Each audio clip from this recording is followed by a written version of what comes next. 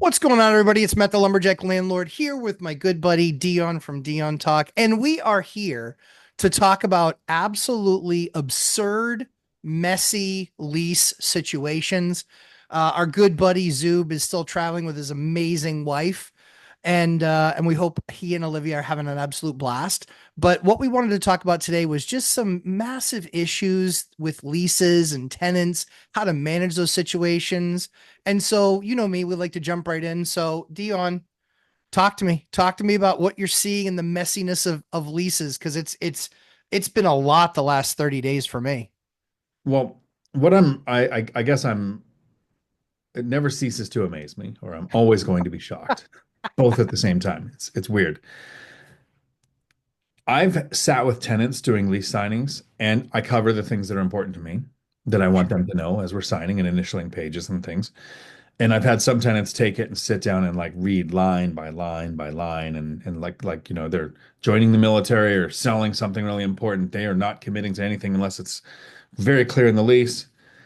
But I've never once had a tenant refer to or remember what was in the lease. Never. I've had people recently, hey, we're struggling a little bit with money this month, and you get this conversation often when you're a self-manager. It's actually one of the things that people look for is if they don't want a property manager, is they're trying to see how soft your heart is. Hmm. Hey, we're struggling with money this month a little bit, and since we paid first, last, and deposit, can we use the last month's rent to cover this month's rent? And I had to explain. Well, first, we don't charge last month's in this state. Second, if we did, no. Yeah, exactly. So not only did they not read the thing, they didn't remember what they paid when they moved in, or they hoped that I didn't remember what they paid when they moved in. And so I have conversation after conversation where I have screenshots of parts of the lease that I'll forward in a text to the tenant when they're asking something. And I'll go, I mean, it's not like per my last email, right? I'm not being that Yeah. condescending about it. I'm just Yeah. saying, Yeah. hey, in the lease, here's why we address this situation because it's not unique. It's not the first time this whatever's coming up has happened, and this is how we resolved it. Because I guarantee, if something in the lease was in the tenant's favor and they could hold it over the landlord, Oh, for they sure. would. So I'm Yeah. not saying we're holding it over the tenant, but what I'm saying is have the backbone to Mhm. hold your tenant to a lease. Absolutely. I mean, again, the lease is for both of us. You know, they don't want their rent raised arbitrarily $500. We just need to be paid the amount that they agreed to pay. And then all the other surrounding rules, you know, like don't turn into a meth den and all these other silly little things that us as landlords we expect. But one of the things that I'm seeing is being, so I agree with you 100%. They never refer back to the lease. They're always lazy about it. You deserve that, by the way. But they're always lazy about it and they just send an email instead of referring to said lease, which, by the way, our leases are actually emailed to them because we do it through DocuSign. And so it literally shows up in their email as an attachment. They have a copy of their lease. So when you send me something that clearly shows you didn't read the lease, you were extra lazy because you actually have the lease in your email and you know when you moved in, even if you didn't decide at that time to download it. But I think one of the other interesting phenomenon that we're finding is depending on what state you're in and giving notice. One of our strategies around tenants giving notice and the way that we manage our units is that we don't want to keep bad tenants, but we do if they pay their bills, but they always are having an issue there or the neighbors complain about them or those sorts of things, then we're saying, hey, we don't really want to continue with these people. But what we do with the 30-day notice is that 30-day notice cuts both ways. We can give them 30-day notice that they're not removing, that they need to, and that they need to look for other options. We like to give 60 only because we want to make sure that they know when we say you're expected to pay this month's rent and next month's rent, and you can, but you should be out by the end of that second month. So we still have a number of inherited tenants that we're trying to get through. And a number of those inherited tenants, they can't even do the binder strategy. Like they can't, they're instantly disqualified. We have no interest in doing it with them. We have somebody who's like, well, yeah, but it's really a one bedroom. I was like, no, it's really a three bedroom. I said, that unit's a 3 bedroom. And they're like, well, no, I use one for my office and I use another one for, for my meditation. And I'm like, uh, we're, we're not arguing use, are we? It's a 3 bedroom unit, you tool bag. And they're like, and they're less than what a 1 bedroom unit is, but they were an inherited tenant. They were an older tenant. And so it was really just trying to do the right thing. And so we let the lease expire. We let them go month to month. We let them know now's the time for you to start looking for something. And this guy, when he sees my agent show up for one of the other units, he starts screaming at them. This place sucks. The owner sucks. I was like, what an a-hole. But again, we wanted to go to that 30-day because we want to decide yes to let them go or for them to be able to leave. But I think one of the things that I'm finding very interesting is that people can't count 30 days. We actually say in our lease 30 days from the first of the month. We had somebody that just gave us notice on the 9th and said, I'll be out at the end of the month. What? it's I can appreciate that you think we own the rules. And here is an example that I would give people that you can use with somebody that says that to you. You can say, do you go out to eat? The answer is absolutely yes. Right? Do you go out to eat? Yes. Do you sit down and you order your food? Yes. When the waiter comes with a bill, do you look at the table and assess how much of each thing you've eaten and then ask them to charge appropriately? No, of course not. You own it. You can take them home as leftovers, but when you bought it, when you ordered, you bought that food. It's the same thing as rent. And so we tell them that it's in there, it's in the lease. It's 30-day notice from the first after the lease term has ended. So I'm interested to see. I'm interested to see how things going, but I mean, you know, 3 weeks notice. Like, what am I supposed to do with that? And they're going to have stuff all over the place. They already kept the place dirty. Like, I can't show it when they're there. And I don't lose months of rent on vacancy. I don't lose months of rent on turnover. I'm showing it the month that people are still there. I have it rented for the next people to move in, and I just have it cleaned the morning before.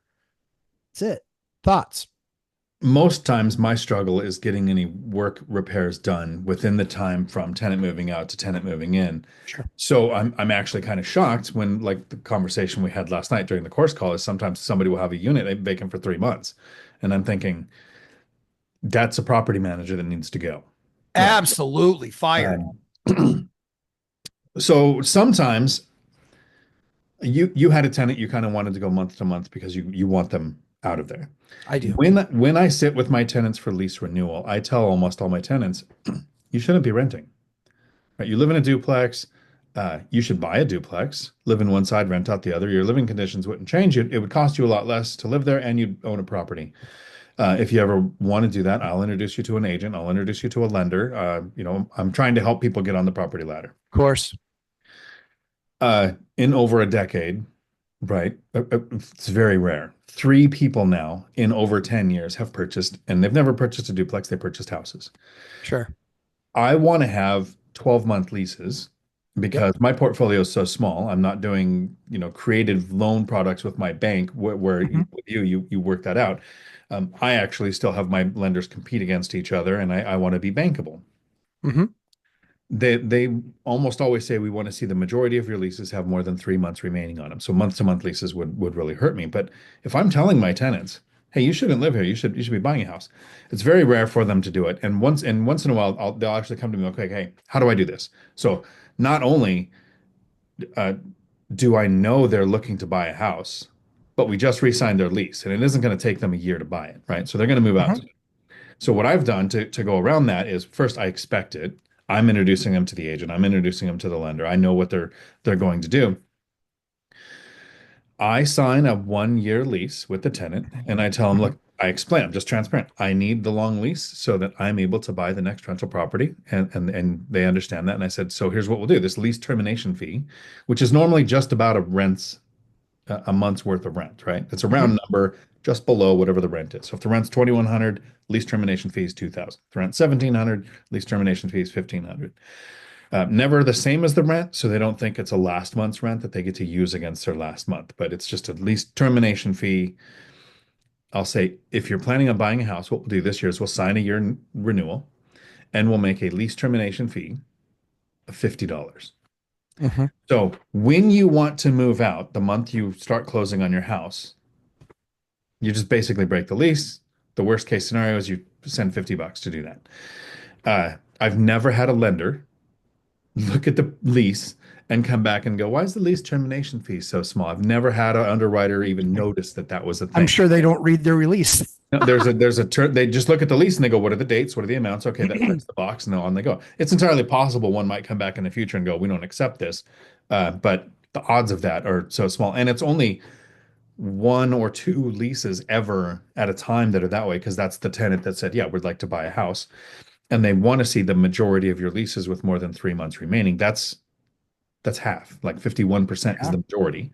So it doesn't have to be all of them. So I've never had that issue. And happy tenants tend to leave the place nicer, usually. Not true. True. always. You can get got. Every one of us can get got. But Yep, sure. uh, so my other issue is the how long can somebody stay at a place before they're added to the lease, before they technically Sure. there.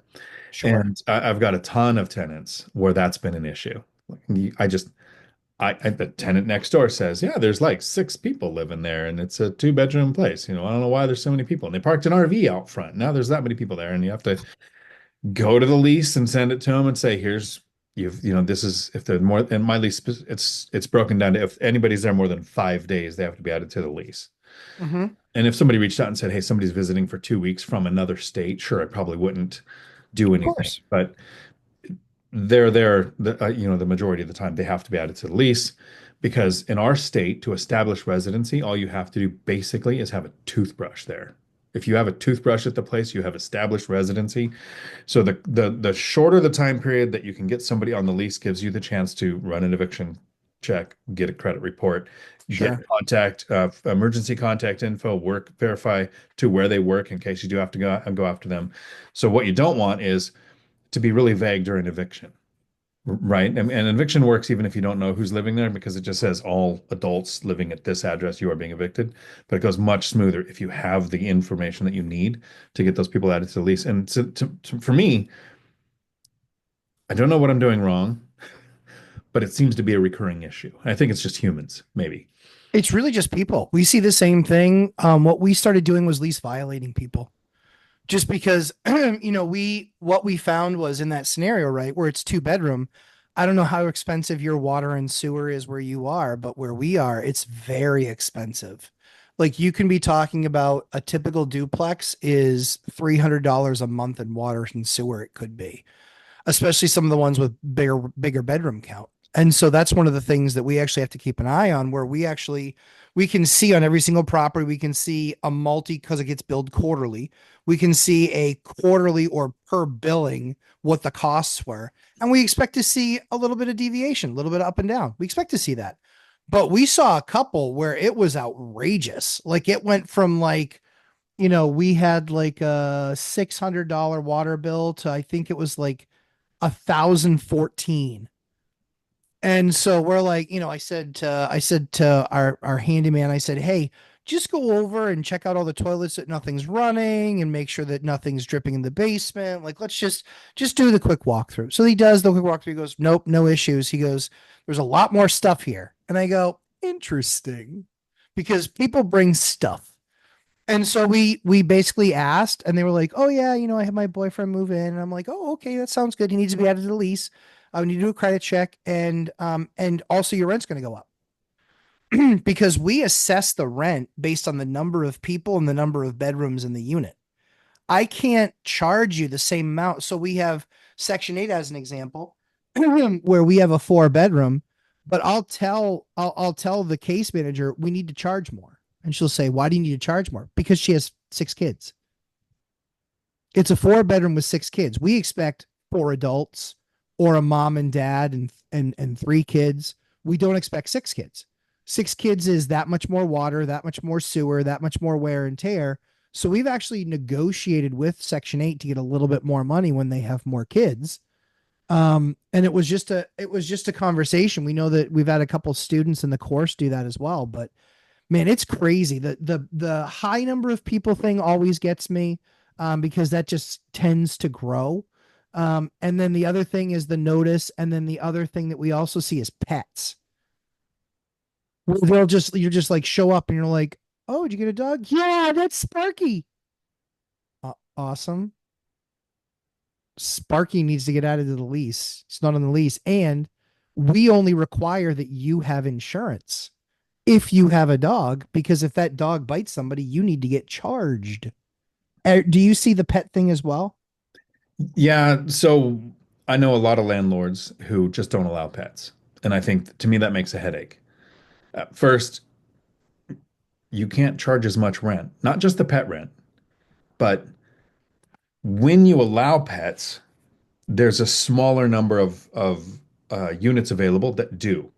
So you get to Yeah. charge a premium on your rent because you allow pets. Then you get to Right. charge a pet deposit or a pet fee, not a deposit, because people will say this is very important.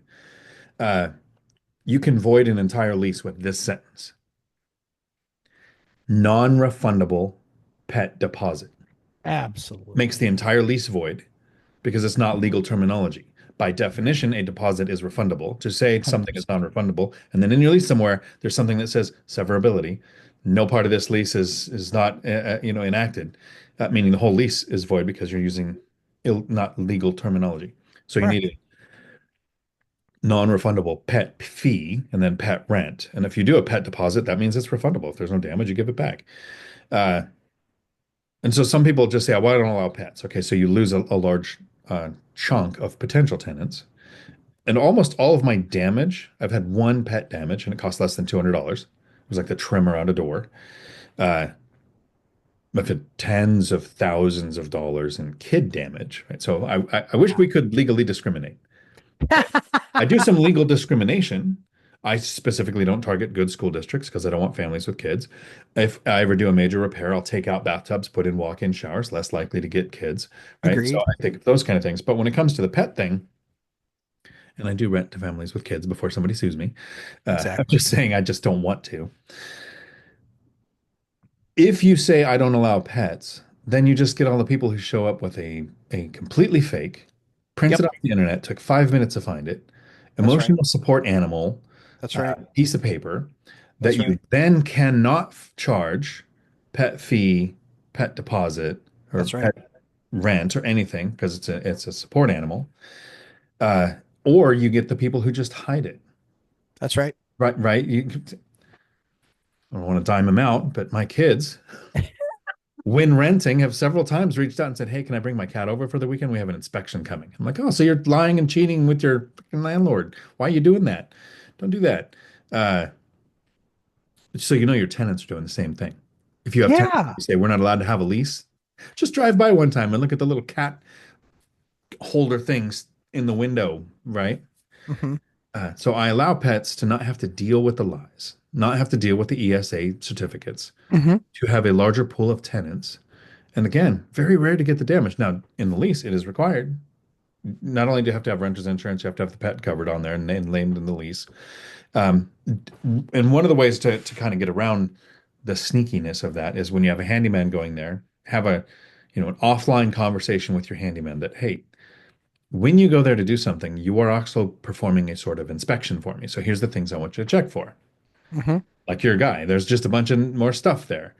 Or Hmm. there's an RV parked in the front that Yes, sir. doesn't have RV parking. With me, it's so you're going to go and make sure the toilets aren't running constantly. That means you look on top of the toilet for flushable wipes on my Yes, unit sir. that have a septic system. And then you take a picture and you send it to me if that's the case. And then you send a reminder of the lease saying if there's any plumbing issues, here's the picture of this is what's coming, why you're going to get the bill and not me. So there's a lot of ways around I want to say sneakiness, but it's just human nature. It is. Tenant with lease, trying to see what they can get away with. And Right. the reason things are in the lease, like here's two things I had to add to my lease. One, I understand. The other one, I didn't think we would have to. No trampolines allowed on the property. And that is, I really don't care about the trampoline. The insurance company does. Of course. 'Cause that they know where the claims come from. But the second thing, no water beds. Yeah. It's Honestly. it's not 1970.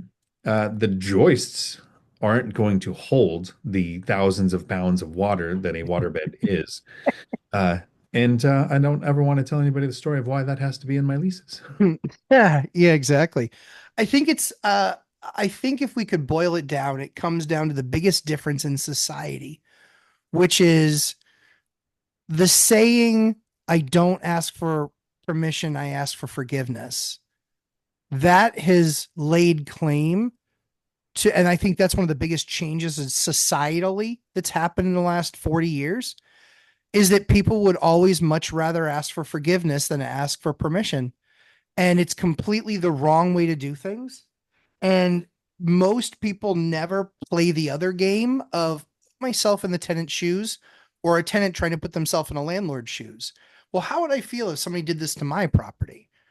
Like I walked in and they had painted a full-on mural, and the problem was is that it'd be a different story if the tenant were talented, but she sucked at painting. And I was like, what is this? And the problem was she didn't do it with a brush. So it could be like just painted over. She put on like really thick, like with fingers and stuff. So it like became proud of the wall. And then she was like, I was like, you're gonna have to fix that. She goes, what do you mean? I go, you're gonna have to fix that. You're moving out. I don't know what you mean. I don't know what you don't understand what I mean. You have to return it back to the way it was. She's like, well, I don't know how to do that. And I go, well, then maybe you shouldn't have done it. Maybe you should have asked first. So I think that asking for permission instead of asking for forgiveness, I think is just if you do that with a city, you're in trouble. Yeah, double You, permit plus fine, plus now they're irritated and the inspections are going to drag on and the permissions are going to be there. Yeah, so that's not something you want to play with. I was thinking of referencing that too. Uh, very very big difference owning properties inside city limits versus unincorporated, sure. right? And Sure. and, and I probably I have one county where I've never dealt with them, so I don't know. But I have a county that literally came out and said, what was it? Was turning a carport into a room. Mm-hmm. They said, okay, you don't need a permit. We don't care. You're not adding square footage. Carport already exists. Go to another city and Wow. they're like, oh, there's an 18-inch drywall repair. Better pull a permit. That's the difference between one municipality because it's basically just agencies. So you need to know what matters to your local municipalities. You can ask the contractors and you can actually go in and talk to the city sometime and just say, it's my goal to be compliant. What do you guys care about the most? And I've had some cities say, one's really worried about trees, right? And so they have this 24 inches measured at chest. Anything to remove one of those, pull a permit, or they come after you, right? Don't know why it matters to them, but it really does. Other ones, they don't care. Hmm. Uh, but that one city, the 18-inch drywall repair, that means if somebody like falls against the wall and you go to fix it, you have to pull a permit to fix your drywall. But the other one, literally add a room. We don't care. That and that, the others, I've got other places that would care. And I'm dealing with one of those myself right now, where they added a room before I bought the property, and city basically just came and said, "No, you got to pull permits and show us plans." Easy to resolve because I didn't know. I believe if they caught the owner before they sold, it would have been a very different story because it's that Yeah. ask for forgiveness instead of permission. Then you're going to get fines and double permits and uh, potentially be told, okay, tear it all down. Tear it all down, start Yep. over. Yeah. Yep. So I think kind of summing it up for everybody, do you lease violate? Because how do you correct all these bad behavioral issues?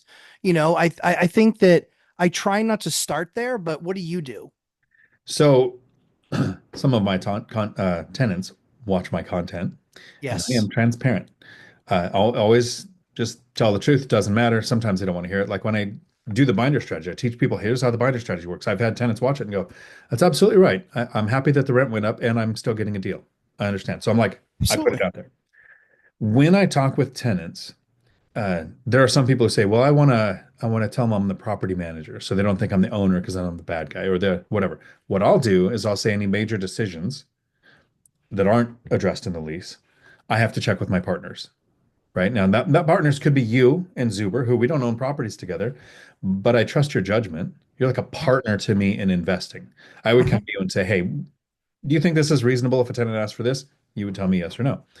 Uh, but it's so I don't have to be the bad guy. I also use when I have Section 8 tenants, I say, well, of course, the housing authority has to approve and they're going to inspect. So if there's any big decisions we have to do, I can make them the bad guy. And Mhm. then take it one step further when I'm dealing with a tenant who is military or not Section 8, I can say, I also have some Section 8 tenants and I get audited, right? This housing authority comes out and verifies the lease, looks at it and everything. Of course. So I go, because that happens, I treat all my tenants the same, which means, yeah, I'll lease violate. If I have a tenant that reaches out and says, hey, and this I've had this conversation dozens of times. They reach out and they go, hey, I'm really having this financial struggle this month. Can we pay the rent a week late? And they go, absolutely. It's in the lease that you're allowed to. Here's how the late fees work. And on the day after the grace period, I'm going to do you a favor and I'm going to serve you an eviction notice. Right. And that means once you've been served the eviction notice, there's probably rent relief programs out there that can help you.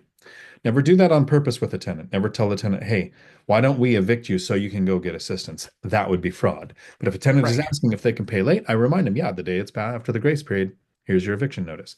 Now, if a tenant comes to me and I can tell that, the lie detector isn't going off, that they've had a death in the family or just lost their job or something, sure, be human, have a little bit of grace there. But if it is just, they're just trying to pick, do I not pay my cell phone? Do I not pay my car? Do I not pay the internet? Because they'll turn off the cell phone, they'll take the car, they'll turn off the internet. Or do I go to the landlord and try to pay it late? So the first step is I tell them, yep, you can. Here's how the late fees work. Here's when the eviction notice would be served. And then second, I give them the math of time conversation that normally a person has Sure. about 4 weeks to get the 30 rent days. together Yep. for the Sure. next month. If we lose a week, now you only have 3 weeks, and we'd be setting you up for a spiral to actually get evicted. And so far, those two types of conversations, every tenant has to decided to pay on time. Hmm. Even sometimes when they lose a job, because unemployment in our state for my Class C rentals is enough to cover the rent. Sure. That doesn't mean if somebody doesn't come to me and go, we just had a death in the family, that I'm not going to sit back and go, hey, don't worry about the rent. Handle that. Let's talk once that settles down. And of course, very sorry about all that stuff. But that's not usually why your tenant comes to you. They come to Right. you because it's Christmas. Yes. Come to you because family came to visit. They came to you because we took a vacation and put it all on credit cards, and the credit card bills are more than we expected. None of that deserves you to be human and more flexible than what's in the lease. Because the first time something doesn't work, like a stove that goes out at your place, your tenant's not going to reach out and say, hey, are you financially secure enough right now to spend a bunch of money to fix this stove? They're just going to reach out and go, hey, in the Right. lease, it says you provide a stove. This one's not working. Uh, Maybe how many days is it going to take you to get a new stove delivered? Yeah. Right? So if they'll hold you to the lease, hold them to the lease. Totally agree. I think lease violating is something I was scared to do in the beginning. When I was a landlord, I was kind of scared to give them a lease violation. And so I realized that you give an inch and they take a mile. And so for the new landlord that you think you're doing people a solid, you're not. You're setting them up for failure and you're setting yourself up for failure. And so don't be afraid to lease violate. One of the things that we actually teach in my course is I have all the letters of here's how you lease violate. Here's the process.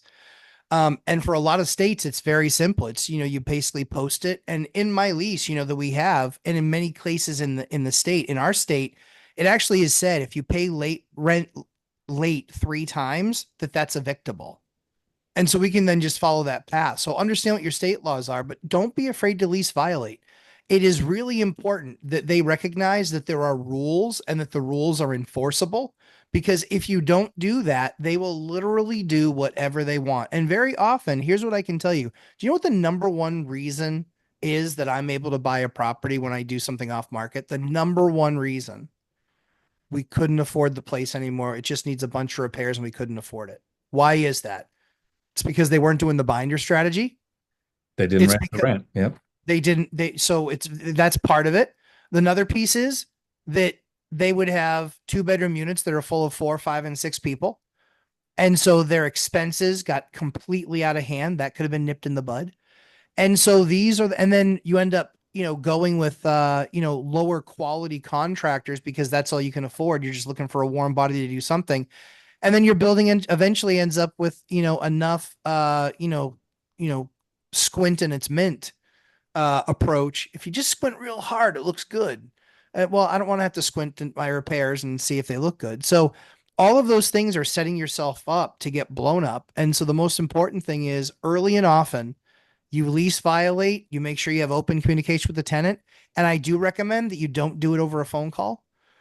I recommend that you do it either in email if your state still allows you to submit text messages. When we went to court on a matter, the tenant was like, "Well, Your Honor, he can't submit those text messages." She goes, "Why not?" He goes, "Well, that he just can't." She's like, "You're wrong." She's like, "And what evidence do you have?" He goes, "It's on my phone." She's like, "Well, you keep on saying you have a video." She's like, "Yes, watch the video." She said, "I don't do that. I can't do that because in the matter of an appeal, I need to have the video able to have somebody watch. So are you planning on submitting your phone as evidence that I can put into the evidence folder?" And he said, "Absolutely not." She goes, "Then you can't use that evidence." And the guy was lying anyway. But the crazy part is that the judge is holding them accountable, which is amazing to see. But that doesn't happen in your state, Dion.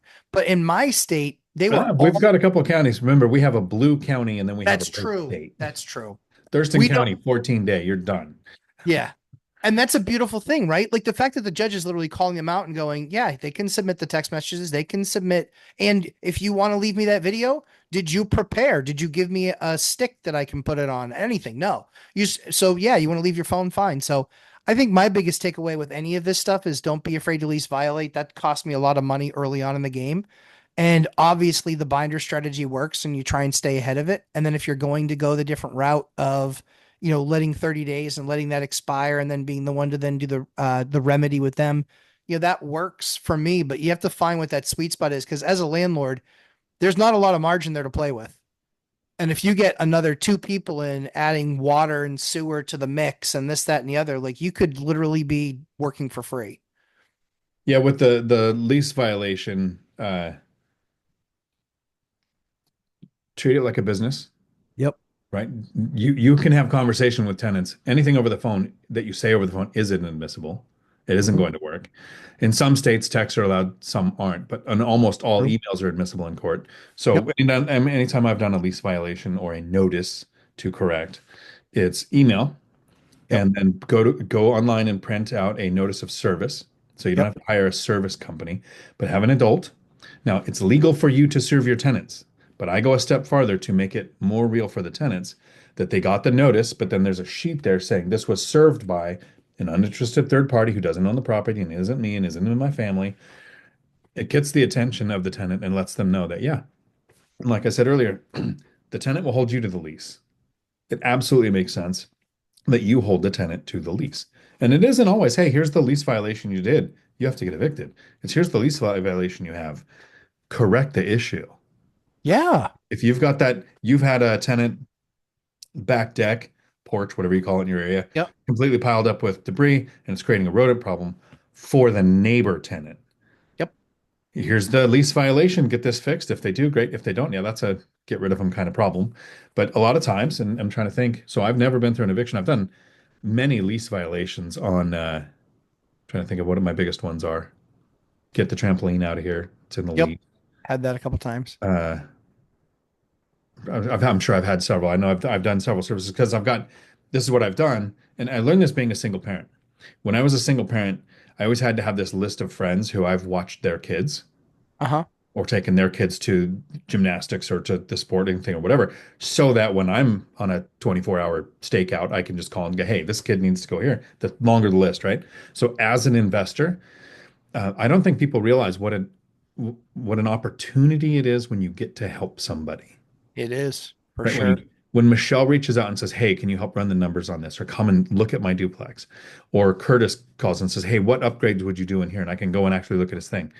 I am building a list of people that don't owe me anything, Right. but are more than likely absolutely happy to go and serve a lease violation or go collect a rent if there's an issue when I'm in another country or something. And it isn't like a tit for tat exchange. It's just the more people you help, the better your life will be. So my goal is to find more of those people to help and build that list of investors that you work with. Like if you were into some sport, rock climbing, kayaking, whatever it is, you'd have that group of people that you do that with who you've transported their stuff or you've gone to their events or you've gone to watch them in competitions. Investing is no different. You need your group of investors that, yeah, a lot of them can be online, but there's local meetups too. And I would get involved in as many of those as you can, especially when it comes to the things we've talked about, leases, real estate is local. How Yeah. do the deposits work in your state? How does the notice work in your state? And find out all that from the investors that have been doing it. Totally agree. This is exactly the way that you do it. You build the village and you are a productive part of the village. And for anybody that goes to church, you understand the concept of every joint supplies. But that's the idea. The idea is that it becomes a group of people with the same common goal and just helping each other, being able to lean on somebody else. There's nothing wrong with that. I would love to serve some of Dion's stuff, but it's a very expensive plane trip there and back to do it. And that's the only reason that I don't, because But you're again, it's retired now, so yeah, it's just one of those things why that not? I honestly I love doing the lease violations. I love getting, a letter in the mail saying that, or when we post the eviction and then the tenant responds back and they're like, these are all untrue things. And I just start off with the judge and I just say, she's like, okay, make your case. And I say, well, Your Honor, they owe this much money and I don't believe that that's in dispute. And then the judge looks at the tenant and goes, is this in dispute? No, no, no. Is it in dispute? Like you owe that money, correct? Yes. Perfect. Then that's the only thing I really care about. None of the other stuff. I only care about that. They owe me a bunch of money and they haven't paid. What was really funny was this week we had that opportunity. Somebody had not paid this month and they still had a balance from last month, a small balance, but they still had a balance from last month. And I said, I need to be very I sent them something on Friday, the day that I knew they got paid. And I said, I need to be very clear. If this balance is not cleared up by Monday at 5 o'clock, you will find eviction papers on your door because you've been consistently late now. And now you are missing chunks from months before the next month's due. I understand that that is a challenge, but let me know what you'd like to proceed with. And if I don't hear from you, I will be posting your eviction papers on your door. And surprisingly, I heard from them within an hour that they would have all of the money that they owed me on Monday in cash, but they would just want a receipt. I was like, we can do receipts. We can do that. So, guys, as always, thanks so much for checking us out. Dion, where can everybody find you, my friend? Dion Talk Financial Freedom, where I do a live stream every Tuesday at 4 p.m. Pacific. That's true. You can find me Thursday nights, 9 p.m. Eastern Time, 6 p.m. Pacific on Lumberjack Landlord on YouTube. Come hang out in the live stream. Hang out in Dion's live stream. You see that we have a pretty awesome community, everybody helping everybody in those things, which is one of the things that we love about our communities. Yeah, check us out there. And Mike and Olivia, have a blast. Hopefully you are still having a great time, which I can only imagine based on all the pictures. She keeps on sending, where am I, based on the food that she's eating. I just keep on saying where she is. I said, because there's a UBS building behind you. Like, so, so you're in front of a UBS building, Olivia. But, Nice. guys, have a fantastic week and, we will see you in the next one.